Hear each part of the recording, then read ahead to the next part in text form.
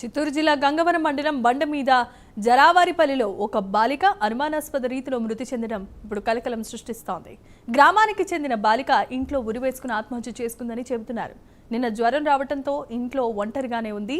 ఆ సమయంలో వేరే యువకుడితో మాట్లాడుతూ ఉంటే యువకుడి తండ్రి నాగరాజు ఆమెను హెచ్చరించినట్లు తల్లిదండ్రులు చెబుతున్నారు.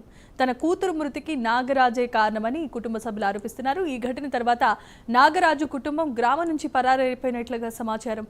ప్రస్తుతం పోలీసులు కేసు నమోదు చేసి అన్ని కోణాల్లో దర్యాప్తును ముమ్మరం చేశారు.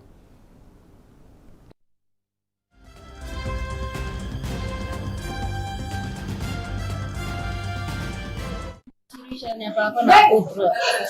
నేను పనికి వెళ్ళిపోయి నా కూతురు ఆడ పక్కింటి కాడపోయి కూర్చొని తమాసుకు మాట్లాడుకొని నవ్వుకుంటా ఉంటారంట. నా కూతురు పక్కింటి పిల్లోడు వాళ్ళ నాయన వాళ్ళ అవ్వ వచ్చి ఆ వీటిని నోటికి వచ్చినంత అడిగి జుట్టు పట్టి బయట దొబ్బి నీకేం పని మా ఇంటికాడ మీ అమ్మ మీ నాయన రాని మీ అమ్మ కథ చూస్తాను మీ నాయన కథ చూస్తాను నేను కంప్లైంట్ ఇచ్చినాను పోలీసు వాళ్ళు రోడ్డుకి వస్తా ఉన్నాను ఇట్లా అంతా అడిగేసి నేను ఈ పొద్దు మీరు స్టేషన్ కాడికి రావాలా అట్లా ఇట్లా నా బిడ్డకి భయం పెట్టేసి నాకు వార్నింగ్ ఇచ్చినారు. చూడు ఈ పొద్దు మిమ్మల్ని ఏం చేస్తాను ఎక్కడ చేస్తాను అట్లా అని చెప్పేసి ఫోన్ కట్ చేసేసినాడు.